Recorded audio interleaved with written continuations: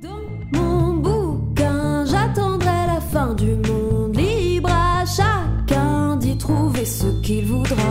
Une autre vie, je m'immerge jusqu'aux dents. Serre donc ma main, tout lâcher pour l'écrivain. Donc oui, je vais vous lire le Bartleby de Melville. C'est-à-dire, je ne vais pas vous lire la nouvelle proprement dite, dans laquelle il y a 5 personnages, qui a déjà été montée au théâtre avec les acteurs correspondant aux 5 personnages. Mais je vais vous lire un long monologue que j'ai écrit à partir du récit du notaire. C'est le notaire, le personnage principal de la nouvelle qui va raconter l'histoire tout seul. La lecture dure précisément 1h04. Si je fais 1h05, c'est que j'aurais été trop long. Alors, vous n'êtes pas à Ajaccio, vous êtes à New York, vous êtes dans le bureau d'un notaire à Wall Street. Tout va se passer dans ce huis clos du bureau. Ce notaire a besoin de scribes pour recopier les actes notariaux, les textes de loi, les contrats qu'ils écrivent. Il y a 3 scribes théoriquement. Là, il n'en a que 2, il lui en manque un, et ce 1 est très important parce que parmi les 2 qui sont présents, il y a un Anglais qui s'appelle Dindon et qui est un homme qui travaille parfaitement le matin, mais qui est un peu alcoolique et qui, l'après-midi, après le déjeuner, ne peut plus rien faire. Le deuxième, que Dindon surnomme Lagrinche, est un jeune homme de 25 ans qui, lui, est totalement atrabilaire et insomniaque. Donc, le matin, quand il arrive, il est d'une humeur massacrante et ne travaille pas le matin. Et le notaire passe donc une annonce pour embaucher un 3e scribe dans l'espoir que celui-là travaillera le matin et l'après-midi. La traduction originale est de Michel Léris. Il existe plein de traductions différentes. J'ai choisi celle-ci parce que c'est la plus fidèle à Melville et je vous expliquerai pourquoi après. Allons-y. À la suite de l'annonce que je passais dans les journaux, un jeune homme immobile apparut un matin au seuil de mon étude. C'était l'été, la porte était ouverte. Je vois encore cette silhouette lividement propre, pitoyablement respectable, incurablement abandonnée. C'était Bartleby. Après quelques mots touchant ses capacités, je l'engageai, heureux d'avoir dans mon corps de copiste un homme aussi singulièrement paisible qui ne manquerait pas, pensais-je, d'exercer une influence salutaire sur le tempérament évaporé de Dindon et sur les esprits ardents de Lagrinche. Dites-moi, est-ce que vous n'avez pas trop d'écho devant? Ça va? J'entendez bien. Bon. C'était là les surnoms que mes 2 autres copistes s'étaient mutuellement décernés et qui passaient pour définir leur personne et leur caractère respectifs. Dindon était un Anglais trapu, bedonnant, qui, le matin, était le plus civil, le plus débonnaire et le plus respectueux des hommes. Mais, passé l'heure du déjeuner, il faisait des tâches, mettait ses plumes en pièces, envoyait promener ses papiers avec une inconvenance de manière fort triste à observer chez un homme qui avait à peu près le même âge que moi, c'est-à-dire qui frisait la soixantaine. Lagrinche, lui, était un jeune homme qui pouvait avoir dans les 25 ans, parfaitement sobre, celui-là, mais chez qui la nature avait tenu lieu de vigneron en lui donnant dès la naissance un tempérament si foncièrement alcoolique qu'il lui était inutile de boire. Heureusement pour moi, sa nervosité irascible, son intolérance ricaneuse se manifestait principalement le matin, en sorte que je n'avais pas à supporter en même temps les excentricités de mes deux employés. Gingembre, le troisième, était un gamin d'une douzaine d'années dont la fonction consistait essentiellement à pourvoir dindons et lagringe en gâteaux et en pommes. Quant à moi, je suis un de ces hommes de loi sans ambition qui jamais n'interpelle un jury, ni ne suscite en aucune manière l'applaudissement public, mais qui, à Wall Street, dans la fraîcheur tranquille d'une retraite douillette, besogne douillettement parmi les obligations, les hypothèques et les titres de propriété des riches. Ah, j'ai oublié de dire que des portes à double battant de verre dépoli divisaient mon bureau en deux compartiments, occupés l'un par mes copistes, l'autre par moi-même. Je résolus d'assigner à Bartleby un coin près des portes, mais de mon côté, afin de pouvoir aisément appeler à moi cet homme tranquille si j'avais quelques petites besognes et lui faire faire. Je plaçai donc son pupitre dans cette partie de la pièce, tout contre une fenêtre qui, du fait de construction nouvelle, n'offrait plus de vue du tout, bien qu'elle donnât encore quelques lumières. Afin de rendre cet arrangement le plus satisfaisant possible, je dressai un grand paravent vert qui mettait Bartleby entièrement à l'abri de mon regard, tout en le maintenant à portée de ma voix. Ainsi, nous nous trouvâmes en quelque sorte unis, mais chacun en privé tout ensemble. Pour commencer, Bartleby abattit une quantité d'écriture extraordinaire. On aurait dit un homme longtemps affamé de copies et se gorgeant de mes documents. S'arrêtait pas pour digérer, mais tirait jour et nuit à la ligne, copiant à la lumière du soleil comme à celle des bougies.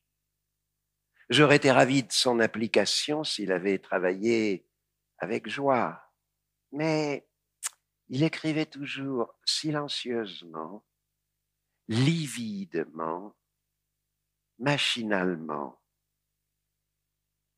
C'est, il va sans dire, une part indispensable du travail de copiste que de vérifier mot à mot l'exactitude de sa copie. Lorsqu'il y a 3 scribes ou plus dans une étude, ils s'assistent mutuellement dans cet examen, l'un lisant la copie, l'autre tenant en main l'original.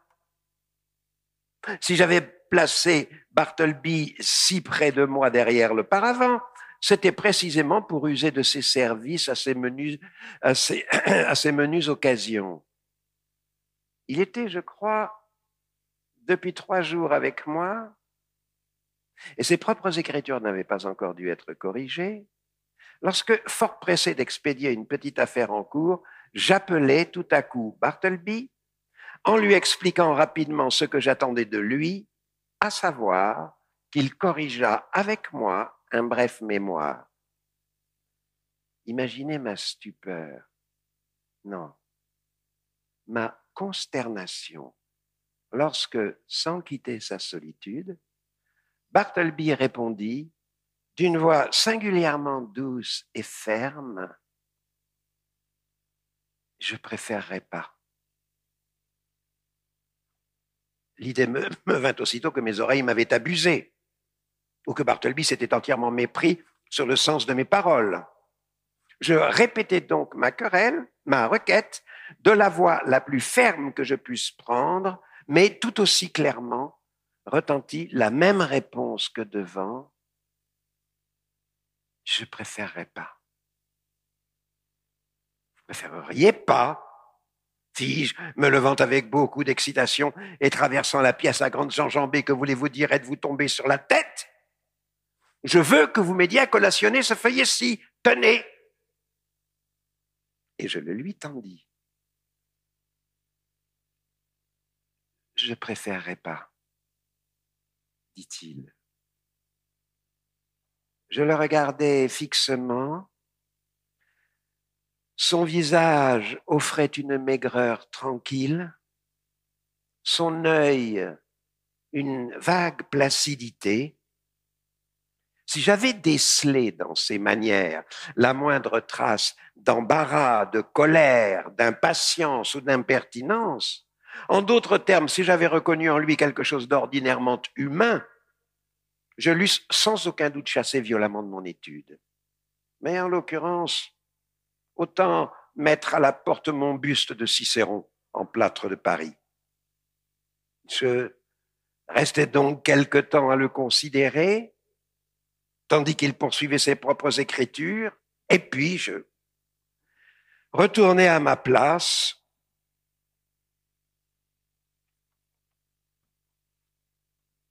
Qui est étrange, pensais-je. Quel parti prendre? Mais les affaires pressées, je décidai d'oublier provisoirement l'incident, le réservant à d'ultérieurs loisirs. J'appelai donc Lagrange du fond de l'autre pièce et le mémoire fut rapidement collationné. Quelques jours après, Bartleby acheva 4 longs documents. Il devint nécessaire de les collationner, le procès était important et la plus grande précision s'imposait. Après avoir préparé toutes les pièces, j'appelai Dindon, Lagrange et Gingembre dans mon bureau avec le dessein de placer les 4 copies entre les mains de mes 4 employés tandis que je lirais l'original. Dindon, Lagrange et Gingembre s'étaient donc assis en rang, en face de moi, chacun tenant en main son document, lorsque je criai à Bartleby de venir se joindre à ce groupe intéressant. « Bartleby, vite! J'attends !» J'entendis les pieds de sa chaise grincer sur le plancher et bientôt il apparut à l'entrée de son ermitage. « Que désirez-vous » demanda-t-il. « Mais les copies, dis-je.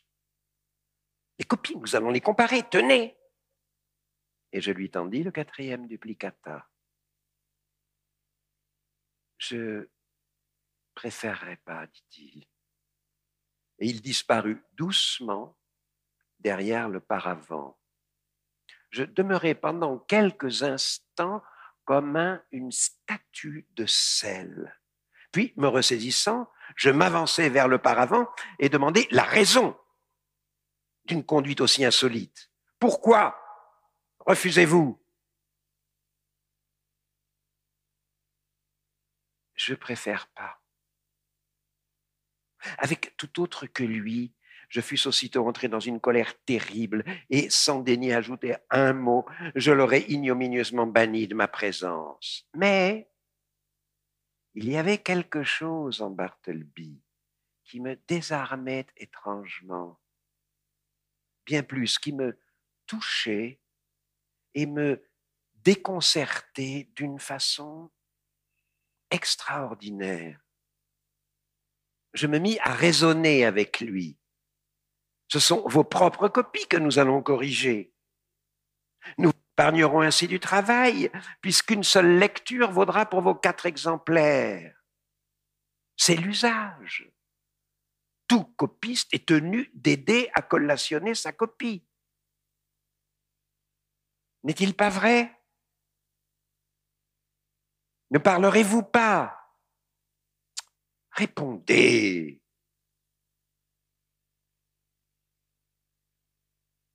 Je préfère pas.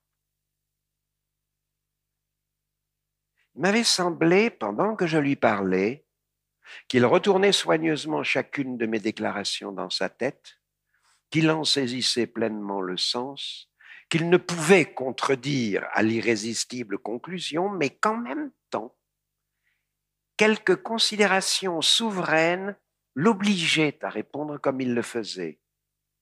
Vous êtes donc décidé à ne point faire droit à ma requête. Une requête dictée par l'usage commun et le sens commun. Il me donna brièvement à entendre que sur ce point, mon jugement était juste, oui, sa décision était irrévocable. Dindon, dis-je, qu'en pensez-vous? Ne suis-je pas dans le vrai? Bah, avec votre permission, monsieur, dit Dindon de sa voix la plus débonnaire, il me semble que vous l'êtes. Et vous, Lagrinche? Qu'en pensez-vous? Je pense, monsieur, qu'à votre place, je le jetterai du bureau à coups de pied. Il ne vous aura pas échappé qu'à cette heure matinale, la réponse de Dindon est polie et paisible, tandis que celle de Lagrinche est véhémente. Et vous, Gingembre, dis-je, désireux de rallier à moi le moindre suffrage, qu'en pensez-vous?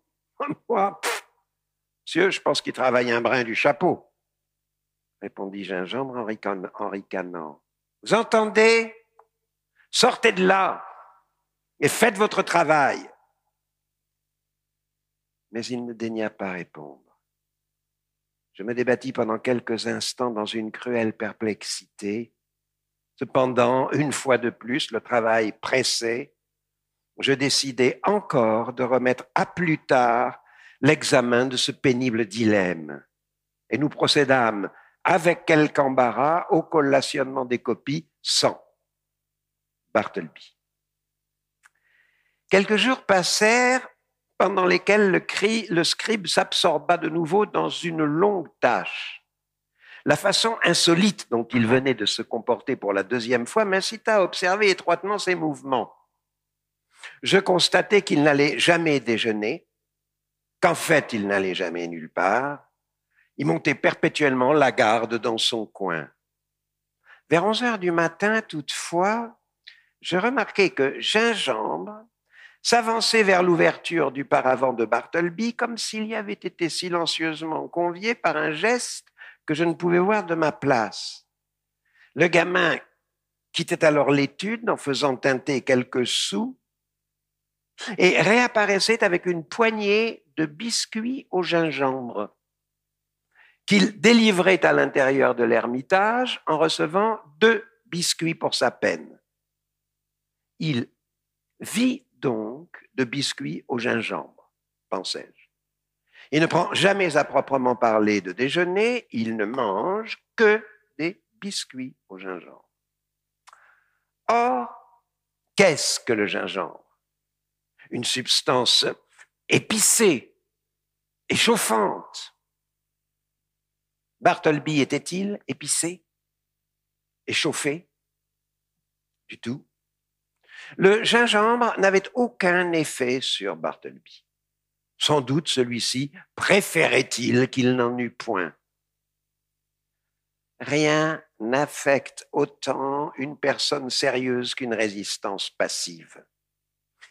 Si l'individu à qui on oppose cette résistance ne manque pas d'humanité, il fera de charitables efforts pour faire admettre à son imagination ce qui demeure incompréhensible à son jugement.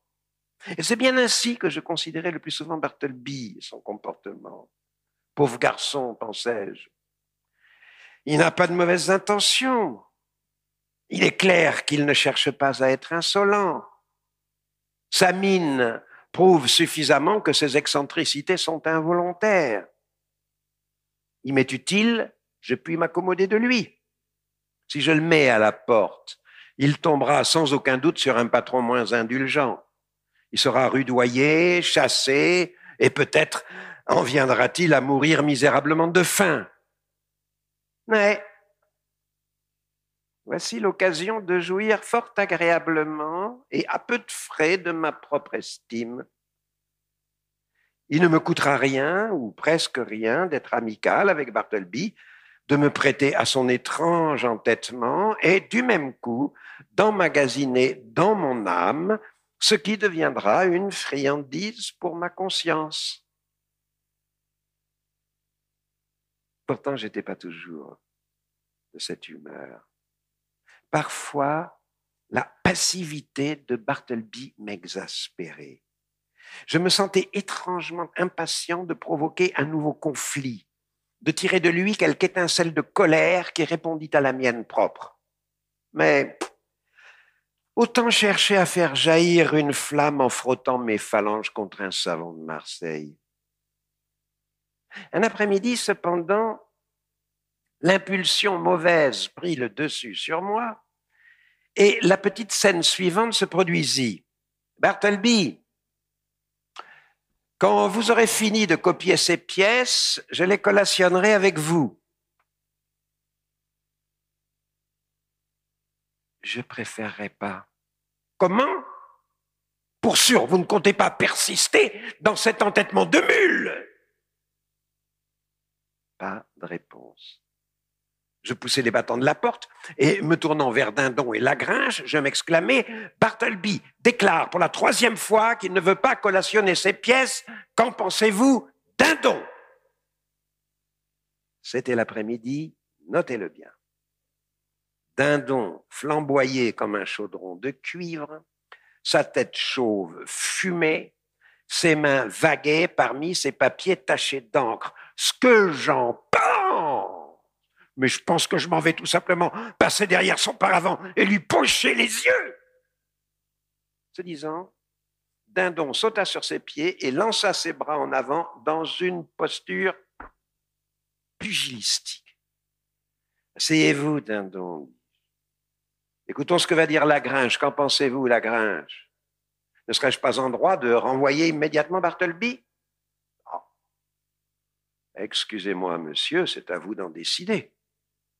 Je trouve sa conduite tout à fait anormale et même injuste envers Dindon et moi, mais ce n'est peut-être qu'une lubie passagère.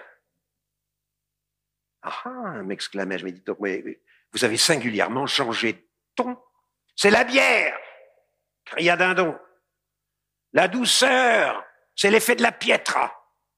C'est pas la vraie bière là-dedans, mais vive-vous. On a déjeuné ensemble, Lagrange et moi. Je fermai les battants de la porte et m'avançai de nouveau devant Bartleby. La tentation fatale s'était emparée de moi. Je le sentais avec une force accrue. Je brûlais de voir Bartleby se rebeller encore contre moi. Or, je me rappelais qu'il ne quittait jamais l'étude. « Bartleby, dis-je, gingembre est parti. Faites donc un saut jusqu'à la poste, voulez-vous » C'était une course de 3 minutes. « Et voyez s'il y a quelque chose pour moi. » Je préférerais pas. « Vous ne voulez pas ?» Je préfère pas. Je regagnai mon bureau en chancelant et me perdis dans une méditation profonde. Mais mon impulsion aveugle revint. Comment pouvais-je encore m'attirer une ignominieuse rebuffade de la part de ce chétif pauvre R, mon employé à gage? Quelle était la chose parfaitement raisonnable qu'il refuserait certainement de faire? Bartleby? Pas de réponse. Bartleby? Pas de réponse. Bartleby! Tout comme un fantôme soumis aux lois de l'incantation magique, à la 3e sommation, Bartleby apparut à l'entrée de son ermitage. « Allez dans la pièce voisine et dites à Lagrange de venir me trouver. » « Je préférerais pas, » dit-il lentement et respectueusement. Puis il disparut avec douceur. « Très bien, Bartleby, » dis-je d'un ton tranquille et sévère qui dénotait la décision irrévocable de recourir à quelque châtiment imminent et terrible. Sur le moment, peut-être avais-je en effet une intention de ce genre, mais à tout prendre, comme l'heure de mon déjeuner approchait, je jugeais préférable, pour cette fois encore, de mettre mon chapeau et de rentrer chez moi dans une perplexité et un désarroi extraordinaire. L'avouerai-je, la conclusion de toute cette affaire se révéla être la suivante. Ce fut bientôt chose avérée qu'un jeune et pâle scribe du nom de Bartleby avait dans mon étude un pupitre, qu'il y faisait de la copie à mon compte, au tarif habituel de 4 sous le folio, mais qu'il était définitivement exempté de corriger son propre travail. Qu'en outre, le dit Bartleby ne devait jamais, sous aucun prétexte, être envoyé en course, quelque insignifiante que celle-ci pût être. Que si pourtant on le suppliait de bien vouloir en faire une, il était généralement entendu qu'il préférerait pas. En d'autres termes, qu'il refuserait de but en blanc. Au fil des jours, je me réconciliais dans une grande mesure avec le comportement de Bartleby. Son application, son activité incessante, sauf quand il lui plaisait de se mettre à rêver debout derrière le paravent face au mur aveugle, sa grande simplicité faisait de lui une précieuse acquisition. Mais le grand point était qu'il était toujours là.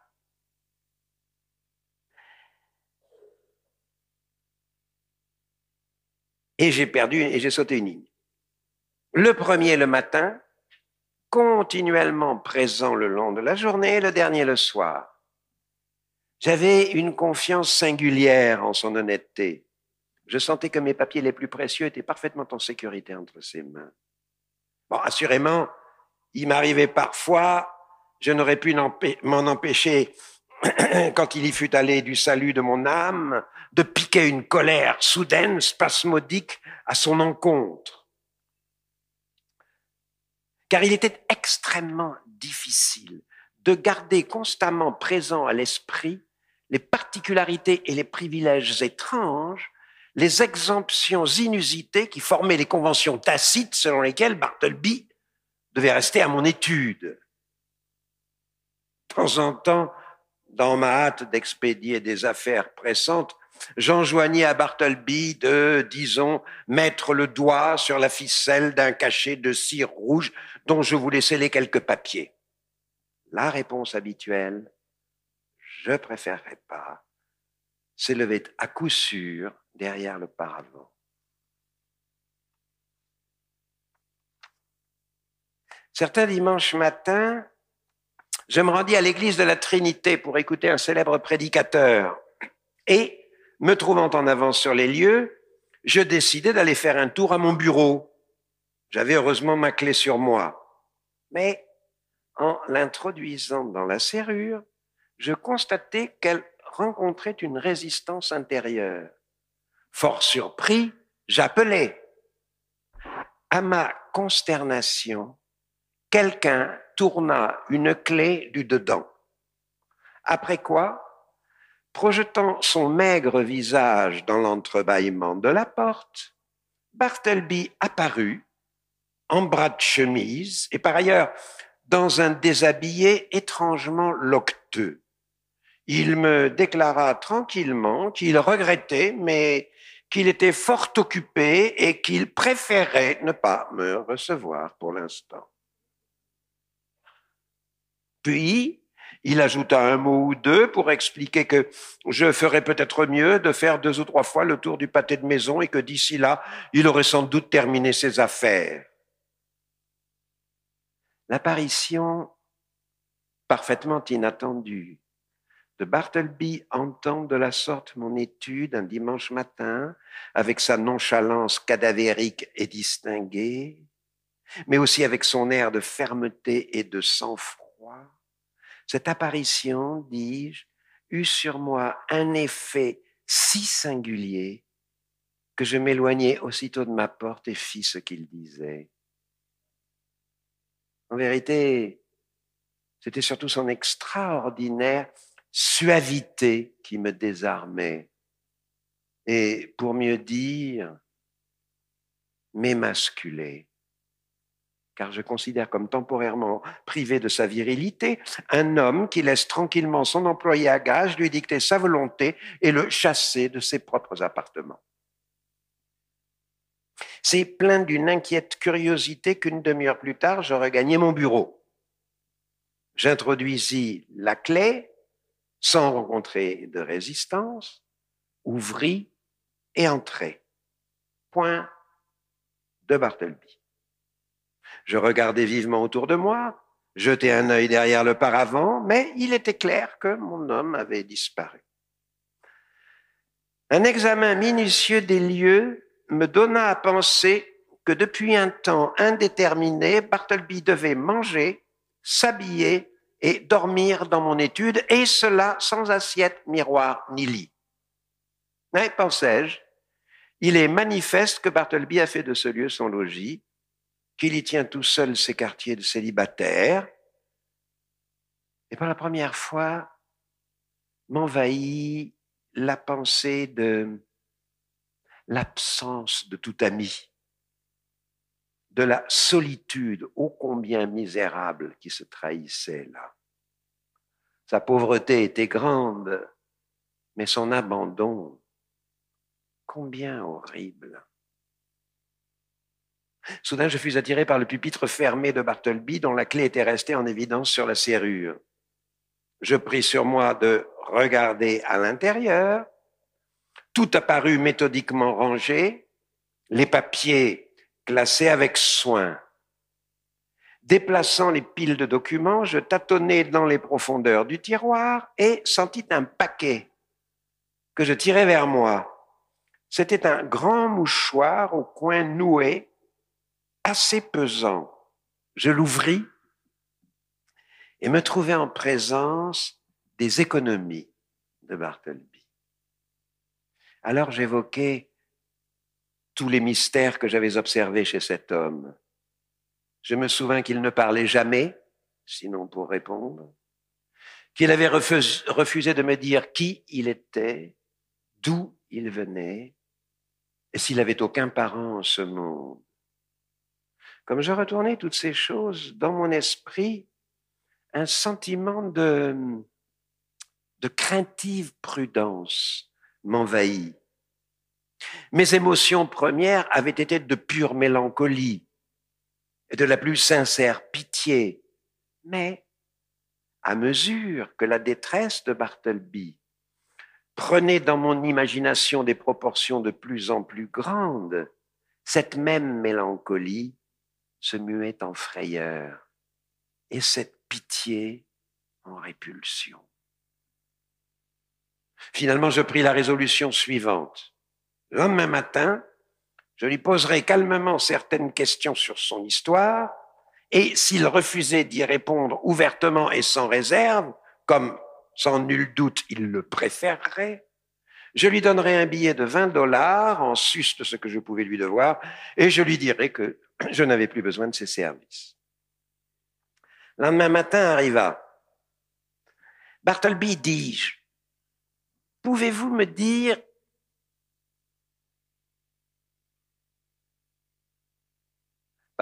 Bartleby, dis-je, en l'appelant doucement à travers le paravent. Pas de réponse. Bartleby, dis-je d'un ton plus doux encore. Venez ici, je ne vais pas vous demander de faire quelque chose que vous préféreriez ne pas faire. Je désire simplement vous parler. Là-dessus, il apparut sans bruit. Voulez-vous me dire, Bartleby, où vous êtes né? Je préférerais pas. Voulez-vous me dire quoi que ce soit en ce qui vous concerne? Je préférerais pas. Mais quel motif raisonnable avez-vous de ne pas me répondre? Je me sens de l'amitié pour vous. Pendant que je lui parlais, il ne me regardait pas, mais tenait ses yeux fixés sur mon buste de Cicéron, juste derrière moi, à quelques 6 pouces au-dessus de ma tête. Quelle est votre réponse, Bartleby? Pour l'instant, je préfère ne pas faire de réponse. Et il se retira dans son ermitage. Attirant familièrement ma chaise auprès de lui, je lui dis: Bartleby, ne vous souciez plus de me révéler votre histoire, mais laissez-moi vous supplier en ami de vous plier aux usages de cette étude. Dites à présent que vous nous aiderez à collationner les pièces demain ou après-demain. En un mot, dites que dans un jour ou deux, vous commencerez à être un peu raisonnable. Pour l'instant, je préférerais ne pas être un peu raisonnable. À ce moment précis, les battants de la porte s'ouvrirent et Lagrange s'approcha. Il semblait souffrir des suites d'une insomnie particulièrement pénible, provoquée par une indigestion plus grave que de coutume. Préférerais ne pas être, hein? Je lui montrerai mes préférences. Moi, monsieur, si j'étais à votre place, j'en donnerais des préférences à cette tête de mule. Qu'est-ce donc, monsieur, s'il vous plaît, qu'il préfère ne pas faire ce matin? Monsieur Lagrange dit: je préférerais que vous vous retirassiez pour le moment. Eh oui, depuis quelque temps, j'avais pris l'habitude de dire involontairement préféré en toutes sortes de circonstances où ce mot n'était pas tout à fait approprié. Et je tremblais à l'idée que mon commerce avec le scribe eût déjà sérieusement entamé mon état mental, tandis que Lagrange s'éloignait avec une mine aigre et renfrognée. Dindon s'approcha d'un air déférent et débonnaire. « Sur votre respect, monsieur, dit-il, je pensais hier à Bartleby, et je crois que s'il préférait prendre tous les jours un quart de bonne bière, ça contribuerait beaucoup à l'amender et lui permettrait de nous aider à corriger ses copies. » Ainsi donc, vous avez attrapé le mot, vous aussi? Sur votre respect, quel mot, monsieur? Je préférerais qu'on me laisse tranquille ici, dit Bartleby, comme offensé de se voir ainsi harcelé dans sa retraite. Voilà le mot, Dindon, voilà. Ah, préféré. Ouais, oh, un drôle de mot. Quant à moi, je m'en sers jamais. Mais enfin, monsieur, comme je le disais tout à l'heure, si seulement il préférait... Dindon, voulez-vous bien vous retirer, s'il vous plaît?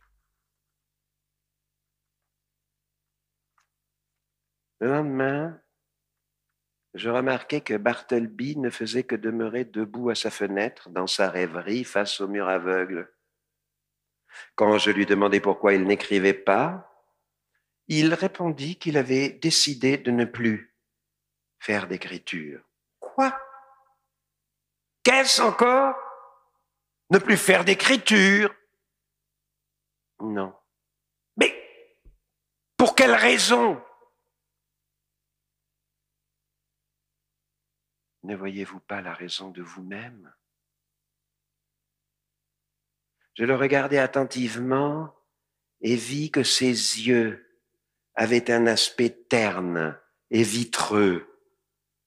Il me vint instantanément à l'esprit que son extraordinaire application à copier devant son obscure fenêtre pendant ses premières semaines à l'étude avait pu affecter temporairement sa vue.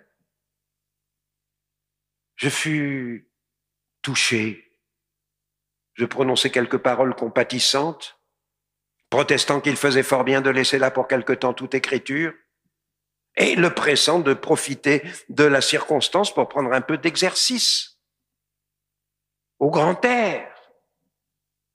De ceci, toutefois, il s'abstint. Les jours passèrent. La vue de Bartleby s'améliorait-elle, oui ou non, je n'aurais pu le dire. Selon toute apparence, il me semblait que oui, mais lorsque je lui demandai s'il en était ainsi, il ne daigna pas me répondre. Quoi qu'il en fût, il ne voulait plus faire d'écriture. Et finalement, devant mes sollicitations pressantes, il m'informa qu'il avait définitivement renoncé à la copie. Quoi? Mais supposiez que vos yeux aillent mieux, tout à fait bien même. Mieux qu'avant. Ne feriez-vous pas de copie alors? J'ai renoncé à la copie. Et il se retira. Il demeura, comme toujours, l'immuable ornement de mon bureau, plus immuable encore qu'avant s'il était possible. Quel parti prendre? Il ne voulait plus rien faire à l'étude, pourquoi fallait-il qu'il restât là? Pour parler net, il était devenu comme une meule à mon cou. Cependant, j'étais peiné pour lui. Je reste en deçà de la vérité en disant qu'il m'inspirait de l'inquiétude. Il semblait que Bartleby fût absolument seul au monde. Une épave au milieu de l'Atlantique. Mais en fin de compte, les nécessités tyranniques de mes affaires l'emportèrent sur toute autre considération et j'annonçai à Bartleby, aussi poliment que je le pus, qu'il lui faudrait absolument quitter l'étude dans un délai de 6 jours. Et quand vous me quitterez, Bartleby, vous voudrez bien laisser la clé sous le paillasson. Je ferai en sorte que vous ne partiez pas tout à fait sans ressources, d'ailleurs. 6 jours, à dater de l'heure présente. Souvenez-vous-en. À l'expiration de cette date, je jetai un coup d'œil derrière le paravent. Mon Bartleby était toujours là. Je boutonnai ma jaquette, pris un air décidé, m'avançai vers lui, lui touchai l'épaule et lui dis « Le temps est venu. Il faut quitter la place. J'en suis fâché pour vous, mais vous devez partir. » « Je préférerais pas, » dit-il sans cesser de me tourner le dos. « Mais, Bartleby, il le faut. » « Bon, Bartleby, je vous dois 12 $. En voici 32. Les 20 $ de surplus sont à vous. Voulez-vous les prendre? » Il ne bougea point. « Bon, je les laisserai donc ici, dis-je, en laissant les dollars sous un presse-papier. » Puis j'ajoutai avec calme, « Je vous le répète, Bartleby, quand vous aurez retiré vos affaires de ce bureau, vous fermerez naturellement la porte et vous voudrez bien glisser la clé sous le paillasson afin que je l'y trouve demain matin. Je ne vous verrai plus. Ainsi donc, adieu. Si par la suite, dans votre nouvelle demeure, je puis vous rendre quelques services, ne manquez pas de m'en aviser par lettre. Adieu, Bartleby, et portez-vous bien. » Il ne répondit pas un mot. Pareil à l'ultime colonne d'un temple en ruine, il resta debout, solitaire et muet, au milieu de la pièce déserte. Le lendemain matin, j'arrivai plus tôt que de coutume à mon étude. Je m'arrêtai un moment pour écouter à la porte. Rien ne bougeait. Mon Bartleby devait être parti. Je tournai la poignée. La porte était verrouillée, oui. Il semblait vraiment que Bartleby eût disparu.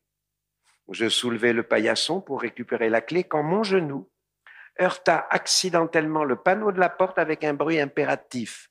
Et du dedans, une voix répondit « Pas encore. Je suis occupé. » C'était Bartleby. Pas parti. Je fus comme foudroyé.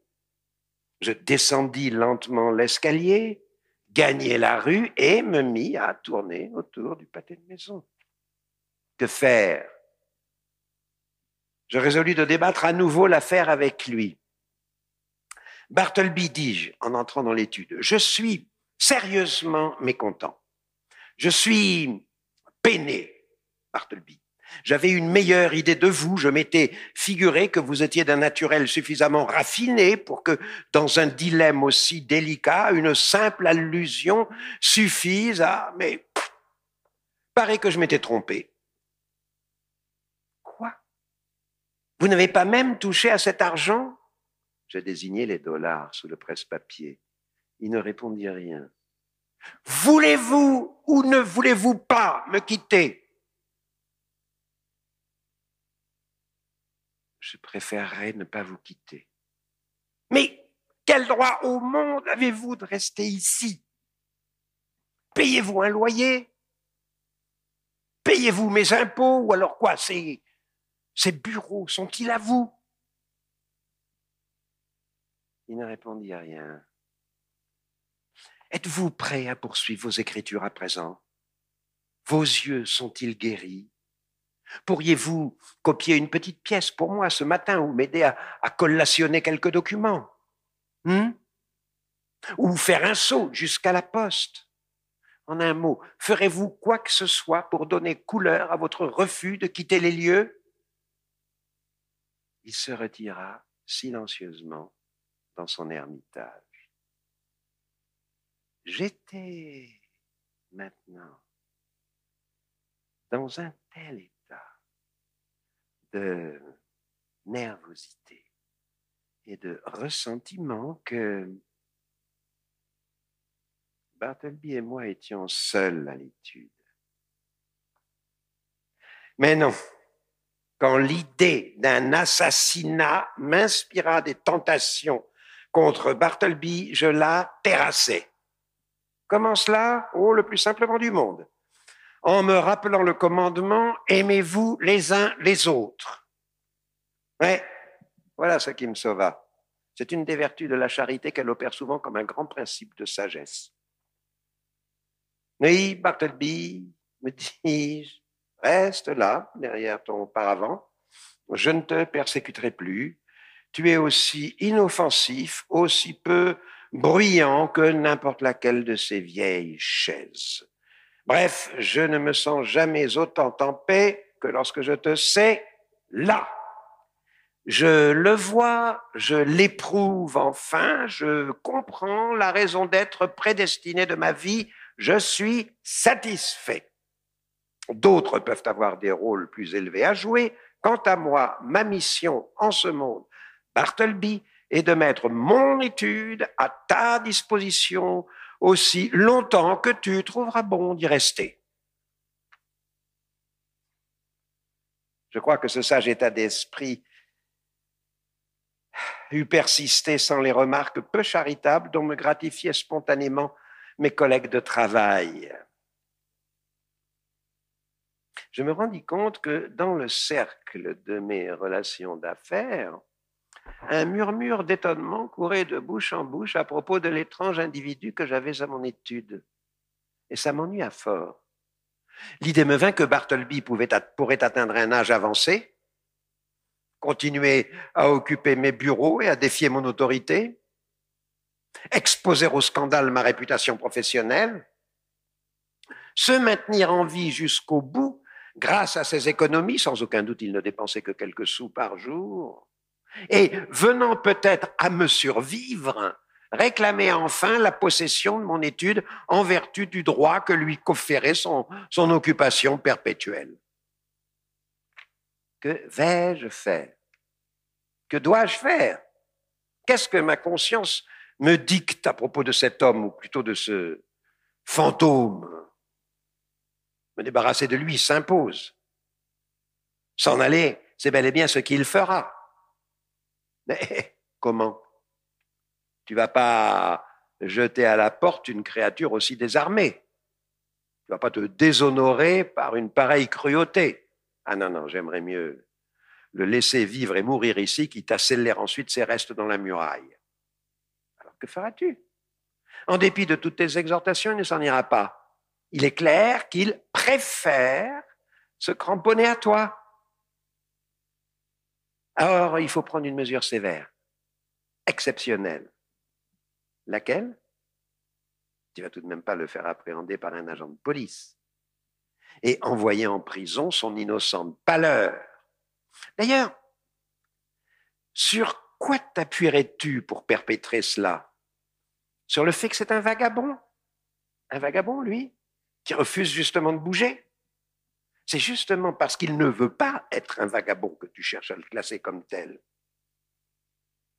Pas de moyen d'existence visible. Là, je le tiens. Pas du tout, car il est indubitable qu'il subvient à son existence. Et c'est là, pour un homme, la seule façon irréfutable de prouver qu'il en a les moyens. Ah, ça suffit. Puisqu'il ne veut pas me quitter, il faut que je le quitte. Je changerai de bureau, j'émigrerai ailleurs, et je le préviendrai honnêtement que si je le trouve dans mes nouveaux locaux, je le poursuivrai en justice pour pure et simple violation de domicile. Le lendemain, en conséquence, le lendemain, je lui tins le discours suivant. « Bartleby, je trouve ce bureau trop éloigné de l'hôtel de ville et l'atmosphère est malsaine. En un mot, je me propose de changer de locaux la semaine prochaine et je n'aurai plus besoin de vos services. Je vous le dis dès à présent afin que vous cherchiez un autre habitat. » Il ne répondit rien et pas un mot ne fut ajouté. Au jour dit, je commandai des fourgons et des hommes, me rendis à mes bureaux et comme j'avais peu de meubles, le tout fut enlevé en quelques heures. Du commencement à la fin, le scribe resta debout derrière le paravent que j'ordonnai de n'enlever qu'en dernier lieu. Finalement, on le retira et lorsqu'il fut plié comme un énorme in-folio, Bartleby resta l'immobile occupant d'une pièce nue. Je m'attardai quelques instants dans le vestibule pour l'observer et je sentis monter en moi comme un remords. Je rentrai dans la pièce, la main à la poche et le cœur serré. « Au revoir, Bartleby. Je m'en vais. Au revoir et que Dieu, d'une façon ou d'une autre, vous bénisse. Tenez, prenez ceci, » ajoutai-je en lui glissant un billet dans la main. Mais le billet tomba sur le plancher et alors, chose étrange, je dus m'arracher à cet homme dont j'avais tant aspiré à me débarrasser.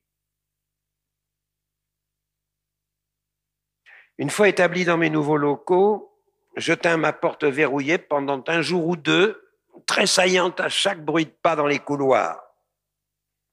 Lorsque je regagnai mes bureaux après ne fût-ce qu'une courte absence, je m'arrêtai un instant sur le seuil pour écouter attentivement avant d'introduire la clé dans la serrure. Mais ces craintes étaient superflues. Bartleby ne revint jamais dans mes parages. Je pensais que tout allait bien lorsque je reçus la visite d'un inconnu qui me demanda d'un air soucieux si je n'avais pas occupé récemment des bureaux au numéro tant de Wall Street. Plein de pressentiments, je répondis que oui. « Alors, monsieur, dit l'inconnu qui s'avéra être un homme de loi, vous êtes responsable de l'individu que vous y avez laissé. Il refuse de faire de la copie, il refuse de faire quoi que ce soit. Il dit qu'il préfère s'abstenir et il refuse de quitter les lieux. » « Je regrette beaucoup, monsieur, » répondis-je avec une feinte tranquillité. « En vérité, l'homme auquel vous faites allusion ne m'est rien. Il n'est ni mon parent, ni mon employé, et vous ne sauriez m'en rendre responsable. » « Au nom du ciel, qui est-ce ? Je suis parfaitement incapable de vous renseigner. Je ne sais rien de lui. Je l'ai naguère employé comme copiste, mais il y a quelque temps qu'il n'a rien fait pour moi. Bon, alors je lui réglerai son compte. Au revoir, monsieur. Cette fois, c'en est fait de Bartleby, pensai-je, lorsqu'une nouvelle semaine se fut écoulée sans que j'eusse entendu parler de lui. Mais le jour suivant, en arrivant à mon bureau, je trouvai plusieurs personnes qui m'attendaient devant ma porte dans un état d'extrême surexcitation. « C'est lui, le v'là qui arrive !» s'écria le chef de file en qui je reconnus l'homme de loi dont j'avais déjà reçu la visite. « Faut l'emmener sur le champ, monsieur !» s'écria un personnage corpulent en s'avançant vers moi. C'était mon ancien propriétaire de Wall Street. « Ces messieurs qui sont mes locataires peuvent pas supporter plus longtemps cet état de choses. Monsieur B, désignait l'homme de loi, l'a mis à la porte de son bureau, et maintenant il persiste à hanter l'ensemble de la maison. Il s'assied sur la rampe d'escalier le jour et la nuit. Il dort dans le vestibule. Tout le monde se plaint. Les clients désertent les bureaux. On craint même une émeute. Faut que vous fassiez quelque chose, monsieur. Et cela sans délai.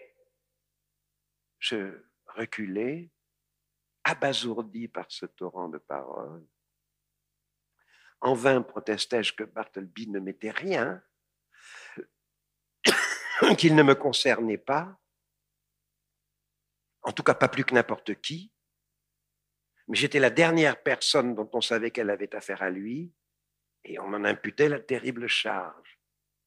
Craignant de voir mon nom traîner dans les journaux, comme l'un des assistants m'en menaçait obscurément, je pesai la question et déclarai enfin que si l'homme de loi me permettait d'avoir une entrevue confidentielle avec le scribe dans son cabinet, je ferais de mon mieux pour les délivrer du fardeau dont ils se plaignaient. Lorsque je montais l'escalier de mes anciens locaux, je trouvai Bartleby assis sur la rampe de l'escalier. « Mais que faites-vous là, Bartleby ?» Je suis assis sur la rampe. Mais je l'emmenai dans le cabinet de l'homme de loi. Pardon, et celui-ci nous laissa. Mais Bartleby, vous rendez-vous compte que vous êtes pour moi une source de grand tracas en persistant ainsi à occuper le vestibule après votre renvoi du bureau? Pas de réponse. Allons, c'est une nécessité de deux choses l'une. Ou bien vous ferez quelque chose de vous-même, ou on fera quelque chose à votre sujet. Pas de réponse. Voyons, dans quelle sorte d'affaires voudriez-vous entrer? Voulez-vous vous engager à nouveau comme copiste? Non, je préférerais m'abstenir de tout changement.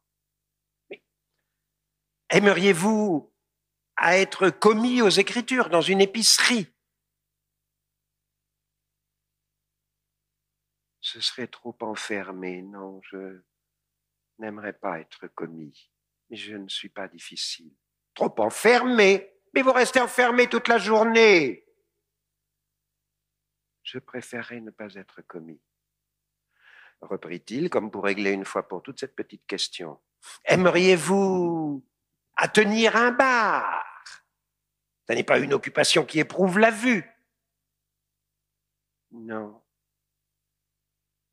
Je n'aimerais pas du tout ça. Mais encore une fois, je ne suis pas difficile. Sa loquacité inaccoutumée m'encouragea et je revins à la charge. Eh bien alors, aimeriez-vous à courir le pays, à la recherche de factures? Votre santé en serait améliorée.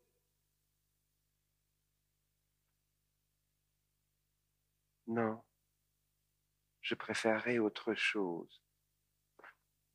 Vous plairait-il alors d'accompagner en voyage quelques jeunes hommes de bonne famille qui profiteraient des avantages de votre conversation?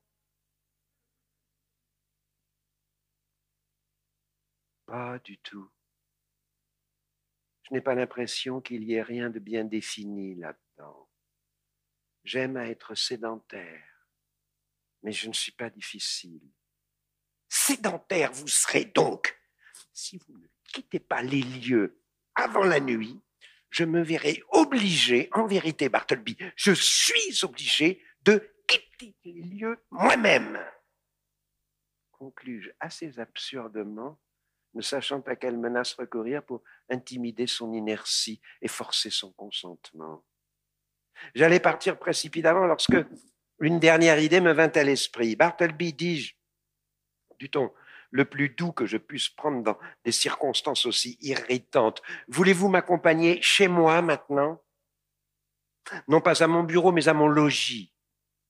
Et y rester jusqu'à ce que nous ayons décidé ensemble, tout à loisir, des dispositions à prendre pour vous? Et venez, allons-y de ce pas. Non. Pour l'instant, je préférerais m'abstenir de tout changement, quel qu'il soit. Je me précipitai hors de la maison, remontai Wall Street en courant dans la direction de Broadway, et là, sautant dans le premier omnibus venu, me trouvai à l'abri de toute poursuite. Dès que j'eus retrouvé mon calme, je vis clairement que j'avais désormais fait tout ce que je pouvais faire pour venir en aide à Bartleby et le protéger de toute persécution brutale. Je craignais tant de me voir poursuivi à nouveau par le propriétaire furibard et par ses locataires exaspérés que j'ai laissé le soin de mes affaires à Lagrange pendant quelques jours. En fait, pendant cette période, je vécus pour ainsi dire dans mon cabriolet. Lorsque finalement je regagnai mon étude, je trouvai sur mon bureau une lettre du propriétaire. Je l'ouvris d'une main tremblante. Mon correspondant m'informait qu'il avait prévenu la police et fait mettre Bartleby au Tombs, la prison centrale de New York, pour vagabondage. Cette nouvelle produisit sur moi des effets contradictoires. Mon premier mouvement fut d'être indigné, mais en fin de compte, dans des circonstances aussi exceptionnelles, il semblait que ce fût le seul parti possible. Le jour même, je me rendis au Tombs et demandai à voir Bartleby. Comme aucune charge infamante ne pesait contre lui et qu'il se comportait d'une façon parfaitement inoffensive, on lui avait permis d'errer librement à travers la prison, notamment dans les cours intérieures, tapissées de gazon. Et je le trouvais là, qui se tenait tout seul dans la plus tranquille des cours, le visage tourné vers un haut mur, cependant qu'alentour, à travers les fenêtres étroites de la prison, je croyais voir les assassins et les voleurs darder sur lui leurs regards.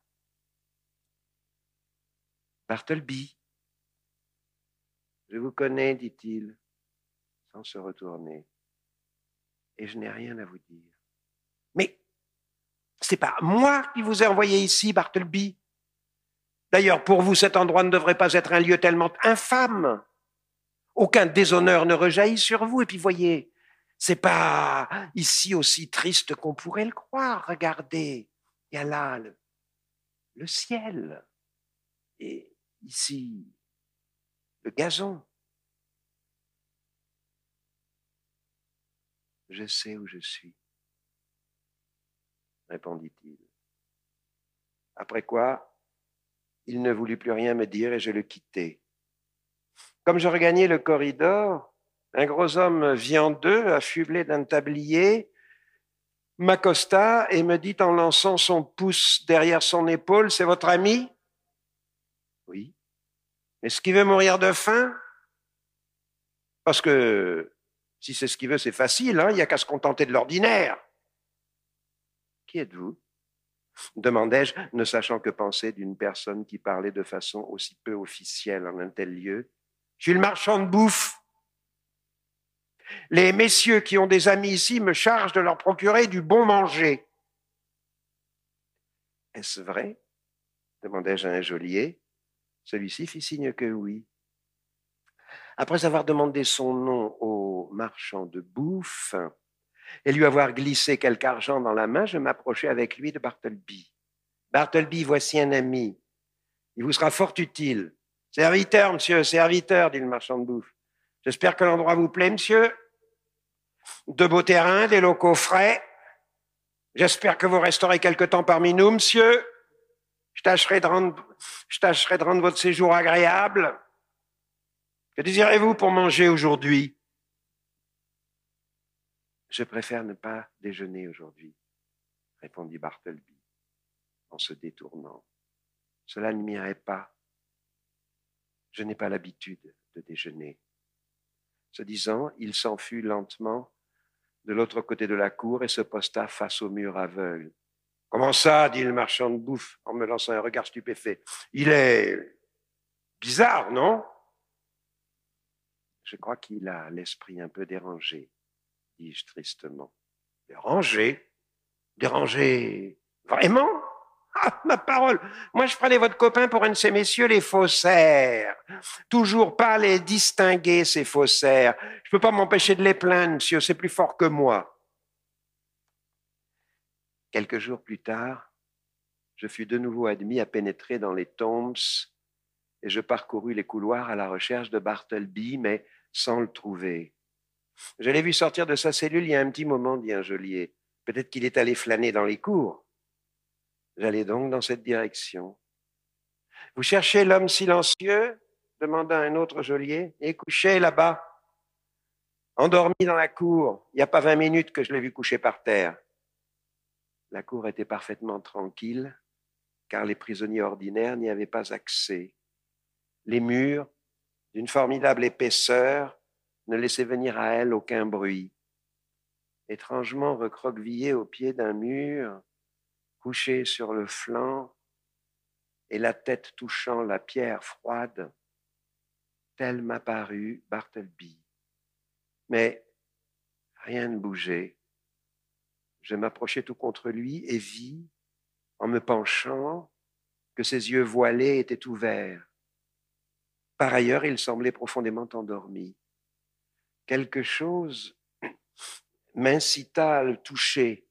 Je tâtai sa main, mais un frisson convulsif courut le long de mon bras et de mon échine jusqu'à mes pieds. La face ronde du marchand de bouffe me dévisageait. Son déjeuner est prêt.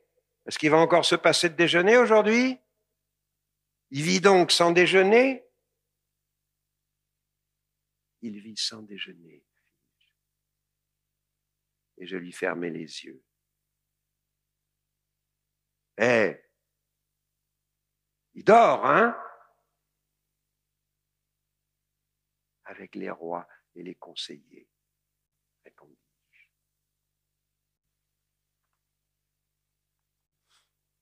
Inutile de poursuivre plus loin ce récit. L'imagination suppléera aisément au maigre exposé de l'enterrement du pauvre Bartleby.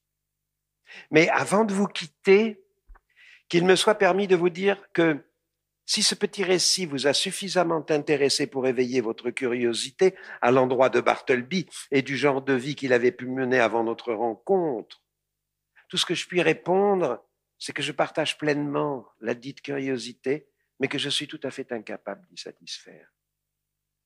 Toutefois, je ne sais si je dois divulguer certaines petites rumeurs qui vinrent à mon oreille quelques mois après le décès du scribe.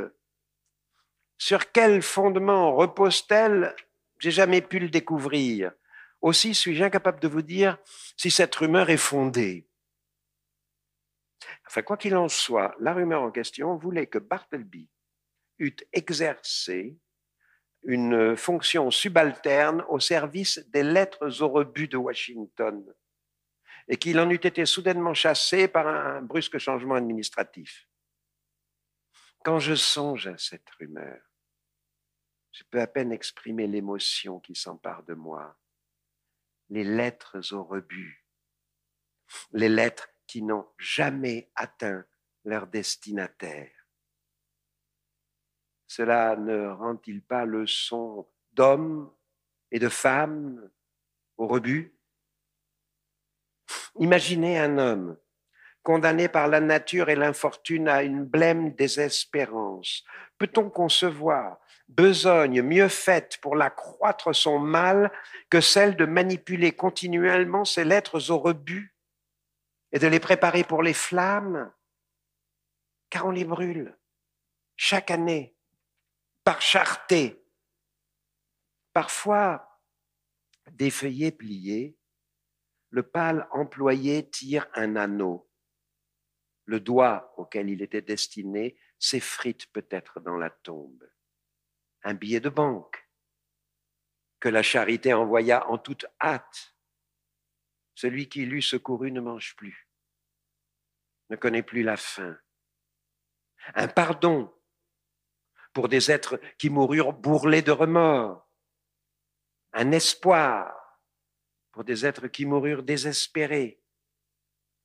De bonnes nouvelles pour des êtres qui moururent accablés par le malheur. Message de vie Ces lettres courent vers la mort. Oh, Bartleby, non, humanité. Et c'est fini.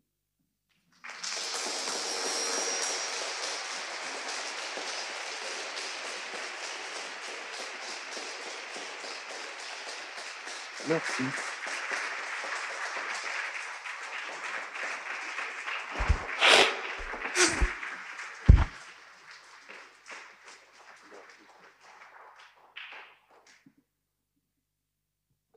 Merci beaucoup pour cette lecture, Daniel Pénac. Alors, avant d'aborder votre tout dernier livre, quelques mots peut-être à propos de Bartleby, justement. Pourquoi avoir choisi ce texte? Parce que c'est un texte que mon frère Bernard, qu'est-ce qui se passe, m'a fait lire quand j'avais, je crois, une quinzaine d'années.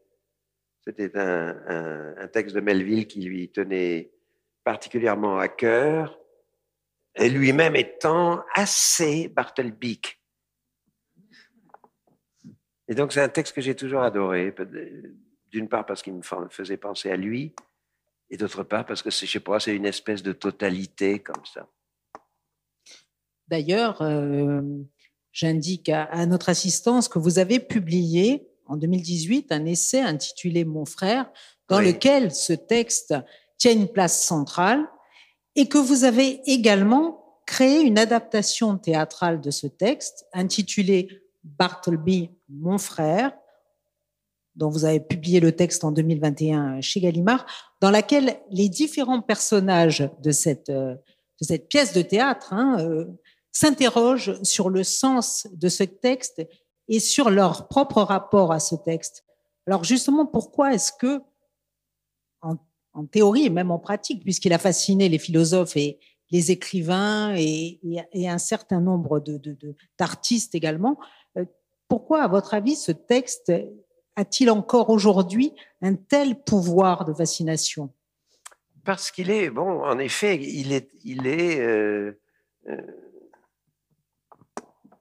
quand Melville l'a écrit, c'était un texte immédiatement contemporain et contemporain pour toujours. C'est-à-dire, bon, ça se passe à Wall Street, on est au cœur du capitalisme d'entreprise. Ce notaire, qui d'ailleurs est un avoué, travaille dans des affaires juteuses avec une espèce de cynisme fatigué. Dit, c'est magnifique la façon dont il se présente. D'ailleurs, il dit, quant à moi, je travaille parmi les obligations, les titres de propriété des riches. Et mon frère, un siècle plus tard, dans les années 1950, 2000, enfin plus tard, déjà disait, sa phrase fétiche, c'était « n'ajoutons rien à l'entropie ». Et avec ce « n'ajoutons rien à l'entropie », je n'ai jamais acheté une voiture neuve de ma vie. J'ai jamais roulé que dans des bagnoles d'occasion. Je n'ai jamais acheté que des machines à écrire d'occasion, des ordinateurs. J'ai essayé de ne rien ajouter à l'entropie. D'ailleurs, dans l'adaptation théâtrale intitulée Bartleby, mon frère, vous indiquez que le déclencheur, justement, de votre volonté de faire cette adaptation théâtrale, c'est le passage d'une Ferrari. Ah oui, j'étais sur l'autoroute à Nice, entre La Colle-sur-Loup et Aix-en-Provence. J'étais sur l'autoroute dans ma 2 chevaux, une vieille 2 chevaux familiale. Parce que, évidemment, quand on n'achète pas de voiture neuve, on pousse les anciennes jusqu'à 200 000 kilomètres, etc. Et j'étais là avec ma 2 chevaux à 60 à l'heure quand je vois passer machin qui devient instantanément un petit point rouge à l'horizon.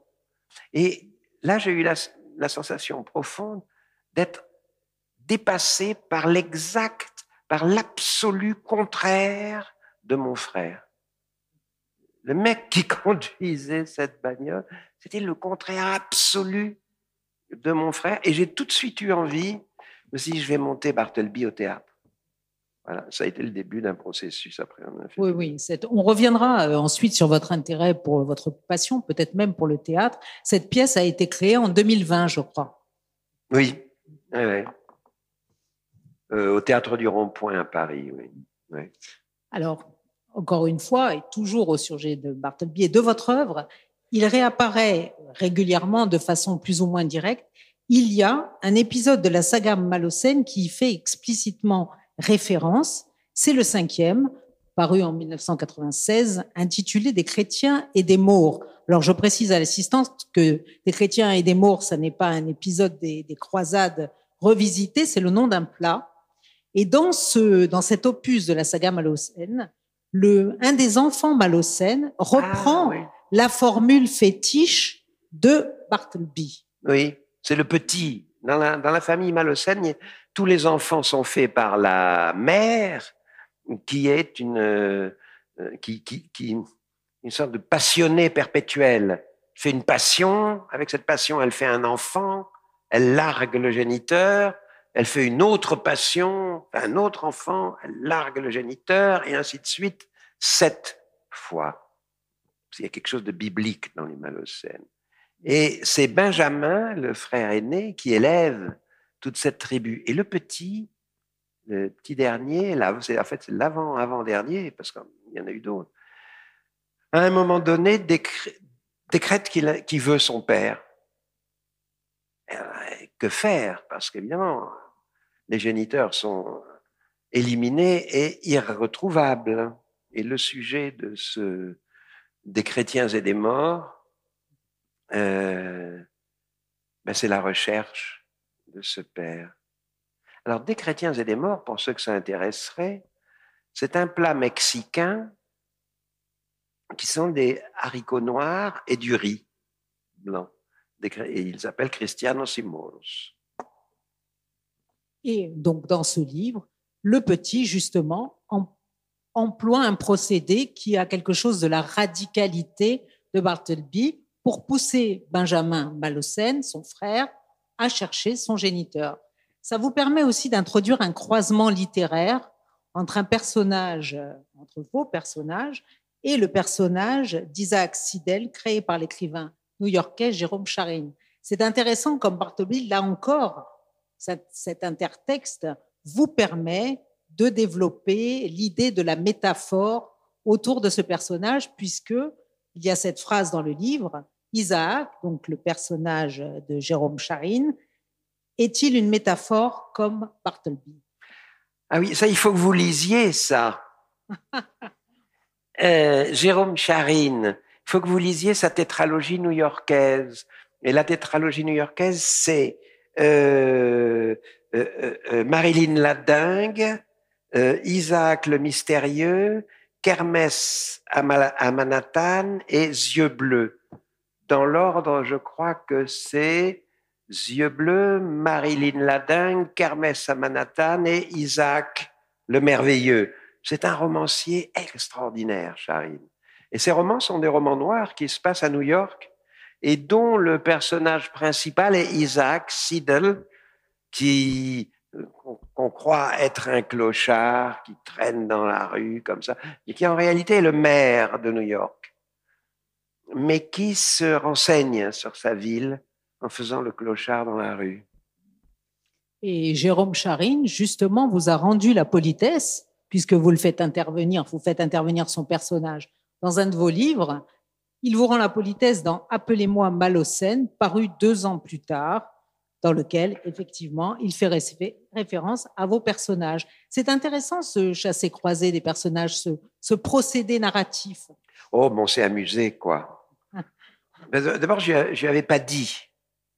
Et quand j'ai fini le livre et que je l'ai publié, je lui ai donné, j'ai dit, tiens, regarde, Isaac a fait un truc que tu sais pas.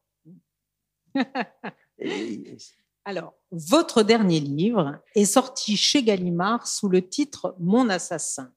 Il fait en quelque sorte une auto-analyse Alors, d'aucuns ont écrit une autopsie, mais j'ai pas trouvé ça vrai. Une auto-analyse de votre œuvre à travers les figures de vos proches ou de vos amis qui ont si souvent inspiré vos personnages. Pourquoi ce livre? Parce que le fait est que les Malocènes, parce que les Malocènes paraissent une littérature dingue, avec une imagination débridée, des personnages absolument fictifs. Bon, en réalité, tous les personnages principaux sont des gens que j'ai aimés ou que j'aime, qui sont encore vivants, et malheureusement, comme je ne rajeunis pas, dont beaucoup sont morts. Et alors, je voulais enfin parler d'eux. Et je me suis aperçu en écrivant ce roman, qui était un petit, relativement petit roman, je me suis aperçu de deux choses. D'abord, c'est que tous mes amis morts sont dans ma bibliothèque. Il ne fait pas bon être un de mes amis si on ne veut pas finir dans la bibliothèque.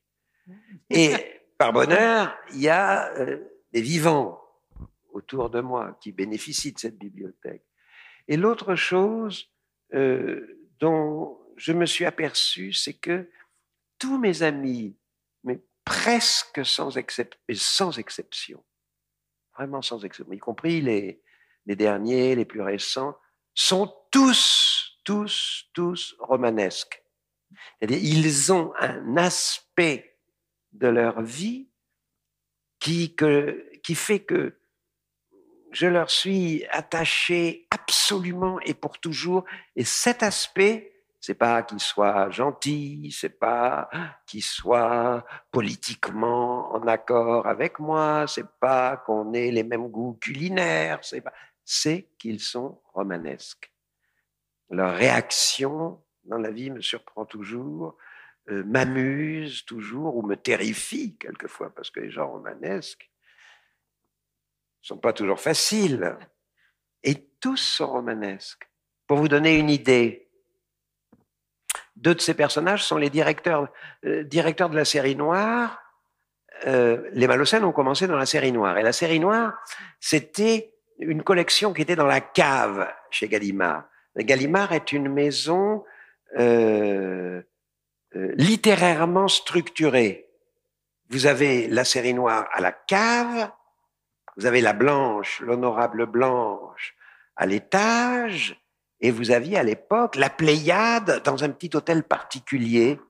Et je disais à Antoine Gallimard, si un jour tu fais dans la littérature pornographique, il faudra que tu creuses sous la cave. Et dans cette cave, les deux patrons de la série noire, quand j'y suis entré, s'appelaient Robert Soula et Christian Mounier. Alors, qu'est-ce que j'appelle le romanesque? Bon, je leur donne Le Bonheur des Ogres. Ils acceptent de publier Le Bonheur des Ogres. Ma mère se cache la cheville. Il faut que je descende à la Colle-sur-Loup réparer la cheville maternelle. 3 semaines ou 1 mois passent, je remonte. J'arrive à la série noire. Je frappe à la porte et j'entends un trait. Alors j'entre et je vois un type bouclé comme ça, tête rouge, un bandana autour du cou, et qui me dit qu'est-ce que c'est. Je dis c'est Pénac, vous savez, l'auteur de Au Bonheur des Ogres. Ah, c'est vous. Eh bien, entrez puisque vous êtes là. Alors j'entre, je dis mais c'est vrai, vous acceptez mon bouquin, il y a rien à corriger. Il dit mon pauvre garçon, c'est dans un tel état. Autant le publier comme c'est. Pas non plus faire des travaux d'Hercule pour vos beaux yeux. Alors, et là, je me dis, et il ajoute, vous avez quand même conscience que vous êtes complètement cinglé. Alors, mettez-vous à la place d'un jeune auteur qui débarque et qui cherche à avoir un éditeur depuis longtemps. Il en a déjà rencontré des éditeurs. Là, je me suis dit, je suis arrivé. Je suis chez moi. Je ne bouge plus. À ce moment-là, passe l'autre directeur derrière moi. Il y a Mounier qui lui fait comme ça. Il dit, c'est Pénac. L'autre fait le tour, arrive à son bureau, ouvre le tiroir de son bureau, prend un harmonica, me montre l'harmonica et me montre l'harmonica. Il me dit, tu sais te servir de ça, petit con? Je dis, bah ouais, je veux, ouais. Fais voir. Il m'envoie l'harmonica et je lui joue la carmagnole. Tin, tan, tarin, tadam, padabadam, padabadam. Et il me dit, bienvenue au club. Et c'est comme ça que je suis entré chez Gallimard avec ces deux personnages qui étaient totalement romanesques. D'ailleurs, on les croise, vous les évoquez dans ces pages. Alors, justement, oui, Soula, celui à l'harmonica, était un héros de guerre, était un héros de la résistance.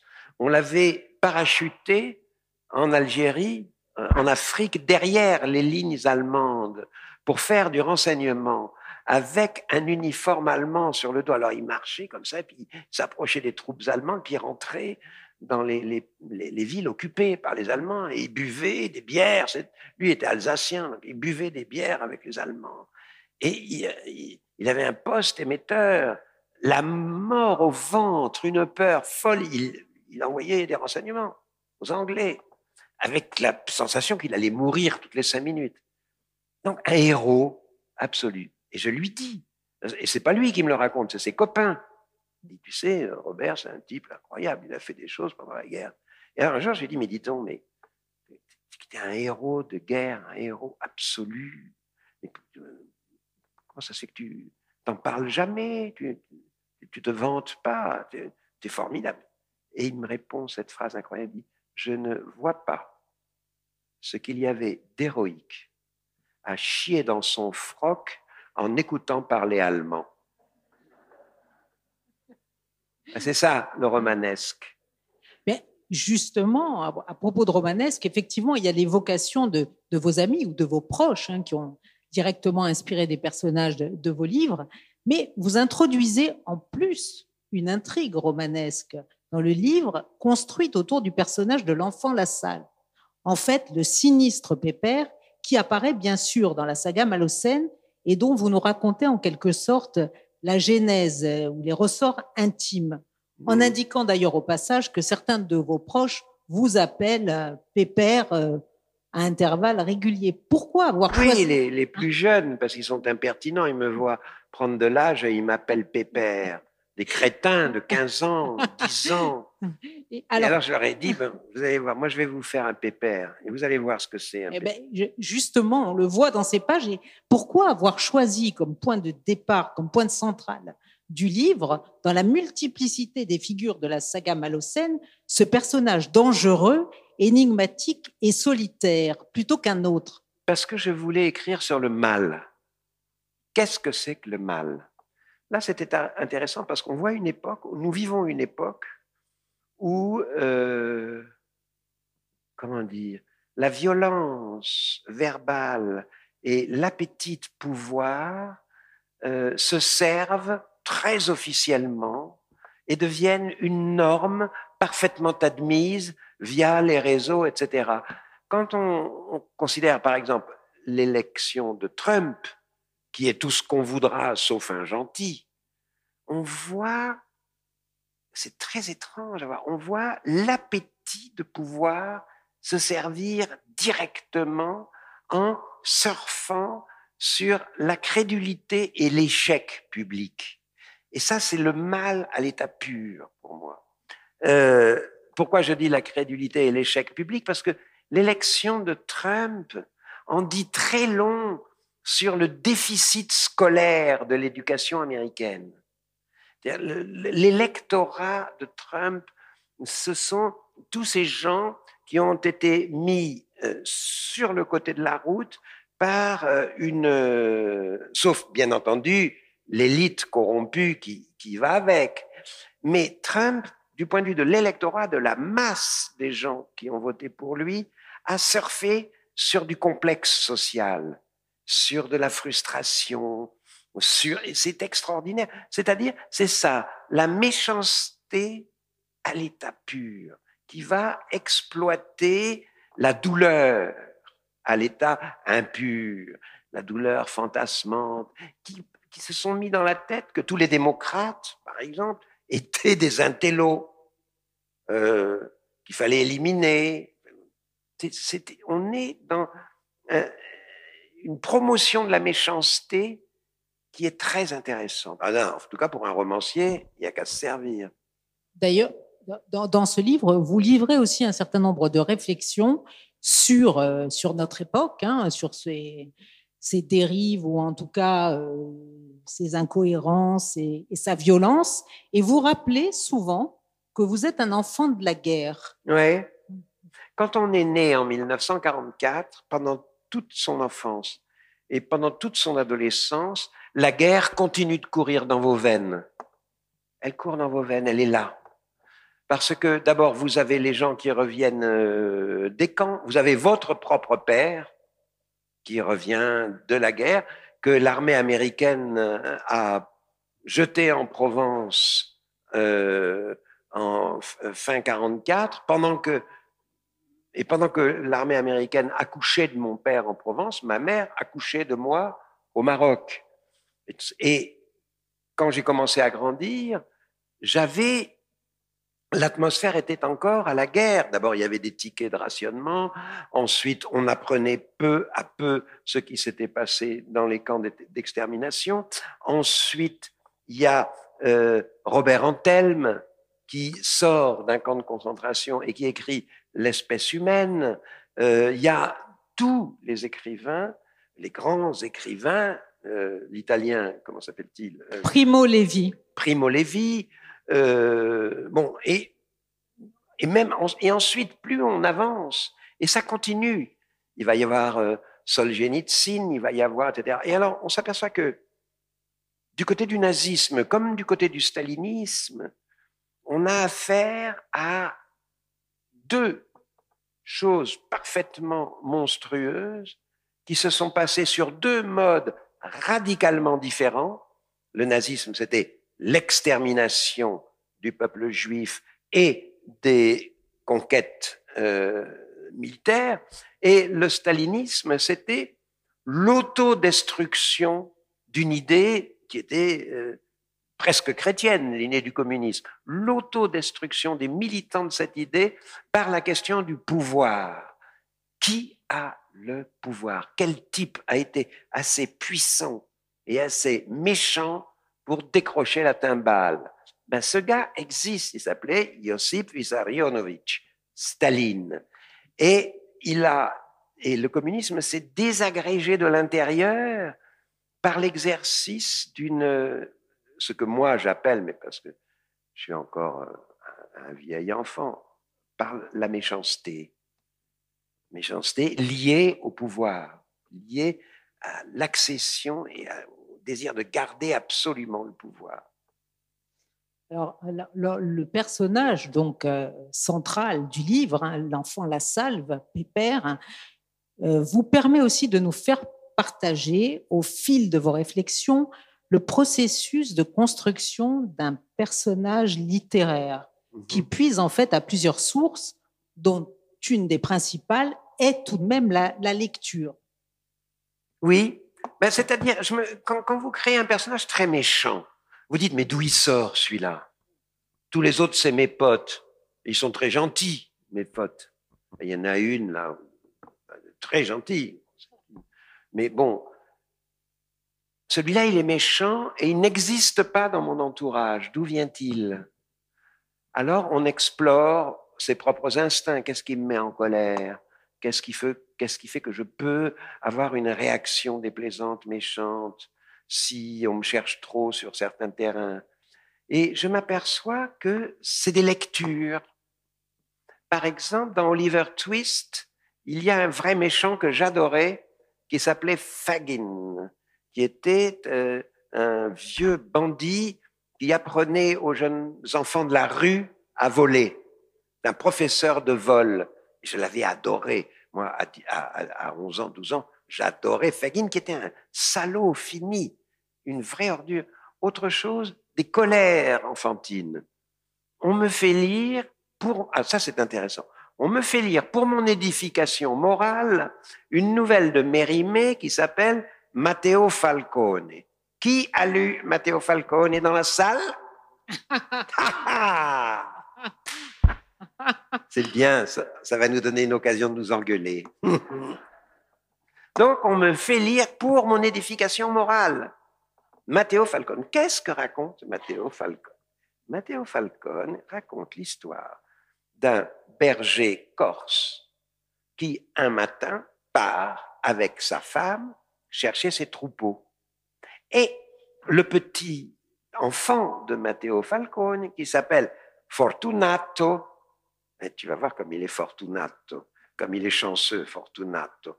Le petit Fortunato veut aller avec ses parents, qui lui disent « Ah non, non, non, non, toi, tu gardes la bergerie. » Alors le pauvre petit Fortunato, qui a 10 ans, commence à s'ennuyer le matin. Ah, il garde la bergerie. Et il entend, et il voit arriver un bandit, poursuivi par des gendarmes. Et le bandit a une balle dans la cuisse. Et le bandit arrive et lui dit « Fortunato, cache-moi, cache-moi. » Et le petit le cache dans une meule de foin. Et il le cache tellement bien qu'il met même une petite poule avec ses œufs pour que les gendarmes n'aient pas l'idée d'aller chercher dans cette... Et contre une pièce de 5 francs. Le bandit lui donne une pièce de 5 francs. Arrive le gendarme avec les soldats. Il dit, tu n'as pas vu le bandit? Je ne me rappelle plus du nom du bandit. Vous vous rappelez du nom du bandit? Non. Mais Fortunato, vous vous rappelez que le petit s'appelait Fortunato. Et le bandit, le chef des gendarmes arrive et dit, Fortunato, tu n'as pas vu le bandit? Fortunato, il dit non. Il dit, comment tu es sûr? Ah, ça, sûr et certain. Il dit, mais... Et puis, le gendarme sort sa montre, comme ça. Et il lui dit, tu aimes une belle montre en argent? Ah! Et le petit Fortunato voit, ça brille, va. Et le gendarme lui donne sa montre et Fortunato donne le bandit. Sur ces entrefaites revient Matteo Falcone. Que fait Matteo Falcone? D'abord parce que le bandit croise Matteo Falcone et crache par terre. Et que fait Matteo Falcone? Il apprend ce qui s'est passé, il prend son petit, il l'amène dans le maquis, il l'agenouille au pied d'un arbre, il lui fait réciter ses prières et il le tue. On me fait lire ça à 10 ans pour mon édification morale. En disant, tu vois, voilà, tu sais ce que c'est que l'honneur maintenant. Voilà. Et moi, mais je vous jure que c'est vrai, j'avais peut-être déjà l'esprit un peu analytique à 10 ans, je me dis, voyons, voilà un enfant qui s'est fait acheter par un premier adulte pour être planqué dans le truc, qu'un deuxième adulte achète plus cher pour qu'il lui balance le bandit, et qu'un troisième adulte tue. Et ça m'avait mis dans un état de colère et de haine de l'univers adulte, de défiance à l'égard des adultes absolue, qui a duré très longtemps. La preuve, c'est que quand je me suis dit, mais d'où vient ce méchant, mon méchant? Je me dis, il vient de ce souvenir de lecture, entre autres. Et justement, ce méchant, qui est censé avoir à peu près 14-15 ans au moment où se situe le récit, il lit, lui aussi. Mais oui. Il lit pas n'importe quoi. Non, non, non. Il lit Ferdi Durk, le roman de Witold Gombrowicz, qui est presque une mise en miroir de sa propre situation, d'ailleurs. Ouais. Pourquoi? Mais Gombrowicz s'est amusé sur le thème de la maturité. Qu'est-ce que c'est que la maturité? Qu'est-ce que c'est que ces gens qui se prétendent mûrs par rapport à d'autres qui ne le seraient pas? Qu'est-ce que c'est que... Et donc, il imagine un récit qui est le récit de l'immaturité, c'est-à-dire une école tout à fait, où des adultes seraient à l'école, mais tout à fait infantilisés, etc., etc. C'est un livre très, très ironique sur la notion de maturité, que le gosse, le petit enfant Lassalle, lit sagement dans le train, en se marrant intérieurement. C'est le vrai portrait des adultes, des enfants très méchants. Leur méchanceté vient de l'illusion qu'ils ont de leur maturité. Et en plus de ça, ses parents à lui, on apprend à la fin du récit, que ses parents à lui sont très profondément compromis par un scandale qui existait à l'époque, qui était le scandale des piastres. Alors, et le scandale des piastres, c'est l'histoire suivante. À la fin de la guerre d'Indochine, en Indochine, les soldats, qui étaient des mercenaires, qui n'étaient pas le contingent, étaient payés en piastres. Et pour leur donner un peu d'avantage, leur piastre qui valait 8 francs, 8 centimes, était changé en France 17 centimes. Donc, c'était plus que du double. Et du coup, alors, il y a évidemment des bandits qui se sont mis à importer de la piastre pour doubler la mise. Et parmi ces gens qui faisaient ça, tout un gratin de la bourgeoisie française d'État. Ça a été, il n'y a jamais eu de jugement, mais ça a été une histoire absolument terrible. Et le petit Lassalle, c'est l'enfant de ces gens-là. Il les voit faire et il décide d'en faire autant, mais à plus grande échelle. Oui, et d'une certaine manière, sans dévoiler l'intrigue, de leur faire payer aussi, au sens propre, comme vous figurez. Oui, oui. Oui, oui, ils leur volent leur propre argent, qui est lui-même un argent volé. Alors, nous l'avons dit, ce livre est un bel hommage à l'amitié et aussi un questionnement sur sa nature. Vous écrivez, par exemple, je vous cite, « Qu'est-ce qu'un ami ? C'est autre chose. Un jour apparaît dans votre vie quelqu'un qui incarne autre chose que sa fonction, ses origines, sa famille, sa race, ses diplômes, sa culture, son sexe, son âge, la langue qu'il parle, autre chose même que son apparence physique ou son utilité immédiate. Une surprise aussitôt familière. » Ah oui, c'est incroyable. Et c'est à chaque fois la même chose. Et comment dire, le décret de l'amitié ressemble, en tout cas chez moi, ça a toujours ressemblé à un coup de foudre. Vous êtes à l'hôpital, par exemple, vous êtes malade, à crever. En plus, ça, vous avez l'âge, vous êtes quand même un peu inquiet. Et vous voyez passer les toubibs en blouse blanche, avec les petits canards derrière qui prennent les notes du maître. Il dit, vous voyez, ce monsieur-là, ben, on ne sait pas ce qu'il a, c'est emmerdant. Et les petits canards notent comme ça. Et puis, mais quand même, et les médecins... Et puis un jour, vous voyez débarquer la même chose, un médecin, même blouse blanche, sans les petits canards, qui entre dans votre chambre, qui vous regarde et qui vous dit, alors, on meurt? Ou qui fait une tête qui dit ça. Et vous vous dites, voilà, la vie. La vie est là. Ça, voilà, c'est la vie même. Et vous ressuscitez. Bon, après, elle vous dit, bon, voilà, il faut arrêter de déconner avec les antibiotiques, il faut faire ceci, il faut faire ça, mais vous ressuscitez parce que vous avez quelque chose d'essentiellement vivant qui est entré dans votre vie. Alors que les autres, c'était des rôles de toubib qui passaient. Et la personne qui se distingue du rôle, et qui pourtant tient le rôle, qui est toubib aussi, en l'occurrence, la personne qui se distingue du rôle chez moi, c'est immédiatement entre dans mon intimité, quoi. Alors justement, ces amis, ces proches, les membres de votre famille également, vous les avez utilisés, si j'ose dire, comme substrat romanesque, ou en tout cas, vous les avez transformés en personnages, en quelque sorte. Parfois, même la réalité est venue confirmer le personnage. Est-ce qu'il est arrivé, bon, ils l'ont su, hein, beaucoup le savent et en discutent avec vous, bien entendu, est-ce que l'un d'entre eux vous a déjà reproché son personnage? Oui, il y en avait un, j'avais un ami qui était croate, un poète croate qui s'appelait Dinko Stambak, et qui était, il était professeur dans un hôpital de jour où il y avait des enfants autistes. Et il leur apprenait le grec ancien à des enfants autistes. Alors je disais, mais Dinko, pourquoi le grec ancien? Et il répondait cette phrase, il me répond ça, il dit, mon petit, tant qu'à ne pas communiquer, faisons-le en grec. Et donc il parlait avec ces gosses qui étaient épanouis, et il parlait grec avec lui.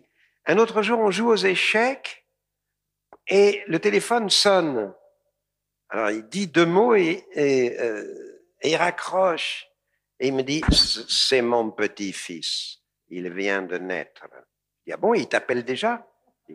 non, ma fille, on va aller l'accueillir à l'hôpital. Alors on va à l'hôpital, et là vous avez le petit-fils, et un rôti, quoi, petit rôti, dans des, en mitouflé, tout rouge, mitouflé rond.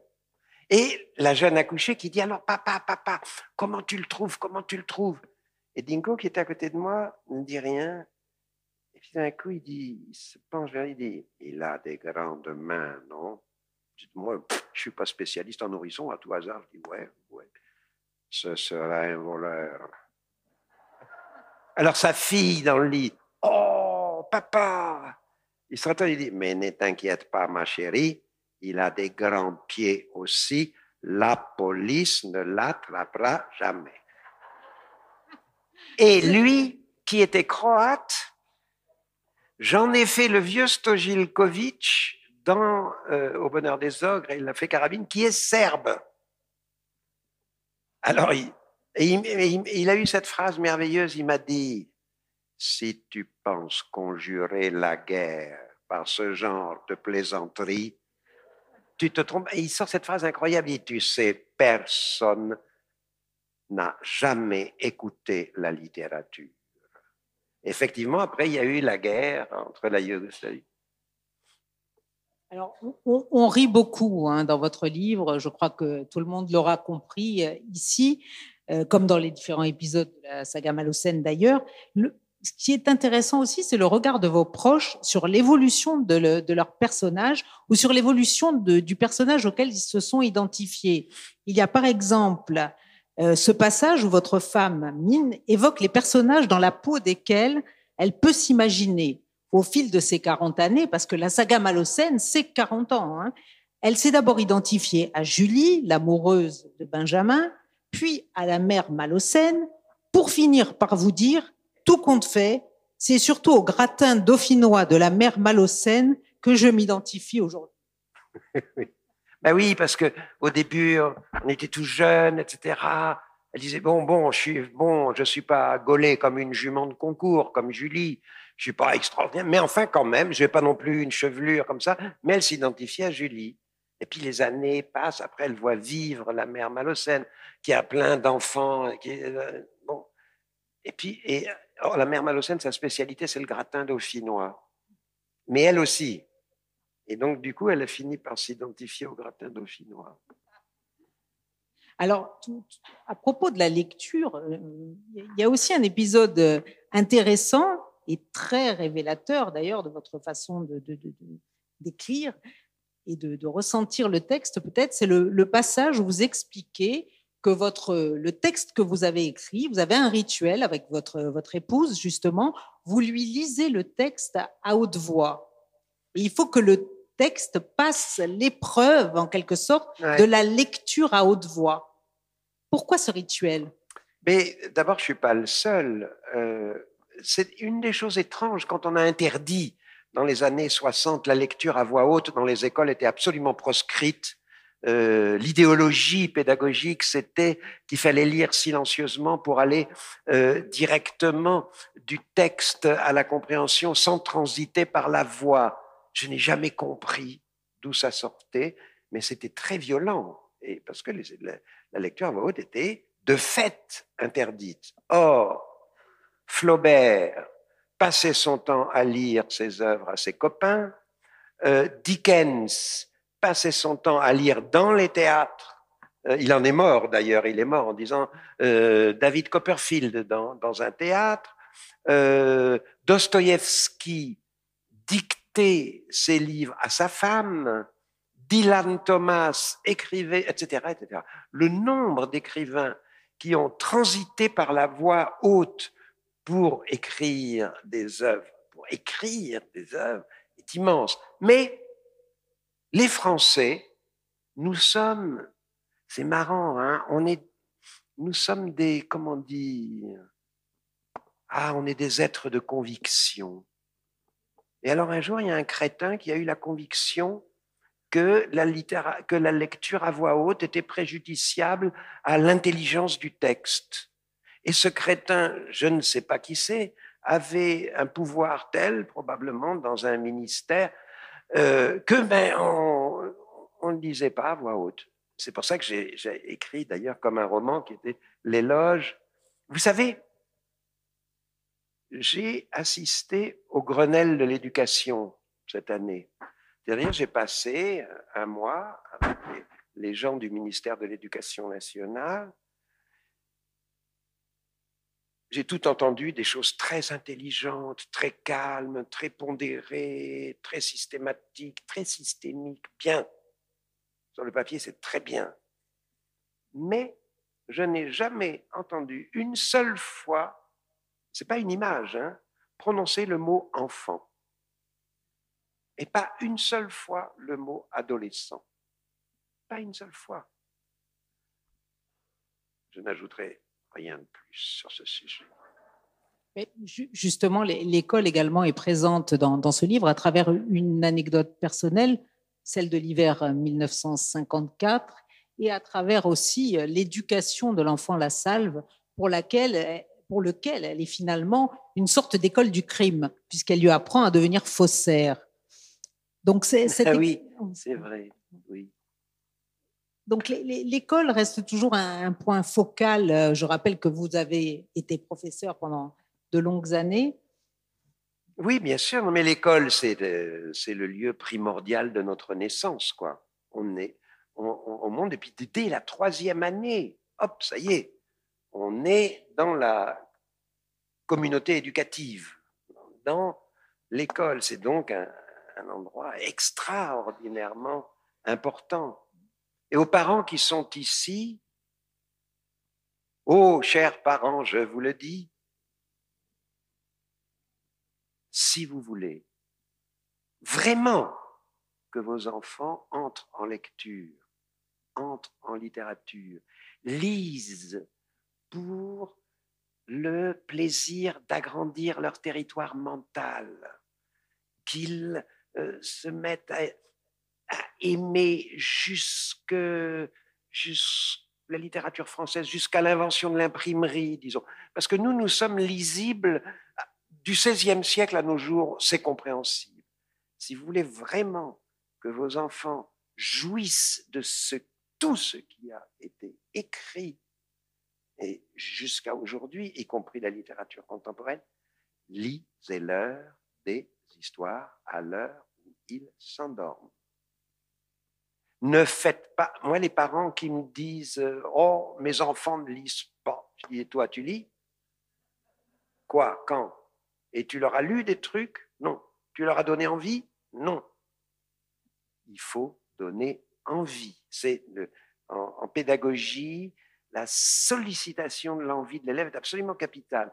Et en littérature, puisque c'était là-dedans que j'enseignais, il faut absolument leur lire des textes quand ils sont petits, au moment privilégié de la journée où vous oubliez vos emmerdements du travail, ils oublient les bêtises qu'ils ont faites, et il y a un petit moment, un quart d'heure, c'est rien, de réconciliation absolue entre les grands et les petits, et où la littérature est offerte à l'enfant via une histoire, via un conte, via quelque chose. Et il faut continuer. Il y a un livre qu'on lui lit, et il faut continuer ça longtemps après que l'enfant est entré à l'école. Très souvent, la plupart des parents s'arrêtent au moment où le gosse fait semblant de savoir lire. Parce que les petits, ils font ce qu'on leur apprend, c'est-à-dire ils miment. Ils font comme s'ils savaient lire. Et les parents les parents ont tellement envie de récupérer ce petit quart d'heure pour eux, ils font bon, très bien, maintenant ils lisent, et ils abandonnent lâchement leur gosse à l'école, alors que quand on y réfléchit, le petit quart d'heure de littérature gratuite, petit moment de paix absolue, c'est cadeau, c'est gratuit. C'est pas le moment où on demande au gosse, alors t'as compris, qu'est-ce qu'elle a fait, la fée? Pourquoi elle a réagi comme ça, la fée? C'est pas à ce moment-là. En revanche, l'école, si. Parce que l'école, c'est l'école du sens. Et on va lui poser des questions pour savoir s'il a compris le sens du mot, le sens de l'épisode. C'est payant.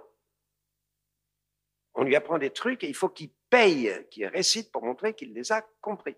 Eh bien, il ne faut absolument pas cesser la gratuité de la lecture du soir au moment où l'enfant entre dans un univers payant. Il faut maintenir ça le plus longtemps possible, jusqu'au moment, et vous verrez, c'est délicieux, où le gosse vous congédie. Il dit, non, maintenant c'est moi qui lis. Et ça transite souvent par un moment où il dit, ah non, c'est moi qui te lis. Et alors c'est vous qui vous farcissez le quart d'heure de lecture. Et il ne lit pas très bien encore. Il faut tenir, et être heureux de ces moments-là. Puis à un moment donné, ça y est, le cresson pousse autour de la fontaine, ils deviennent grands. Fini. Mais jusque-là, il faut être fidèle à ce petit quart d'heure de réconciliation quotidienne. C'est ça, la littérature. Merci Daniel Pénac. Quelle belle conclusion.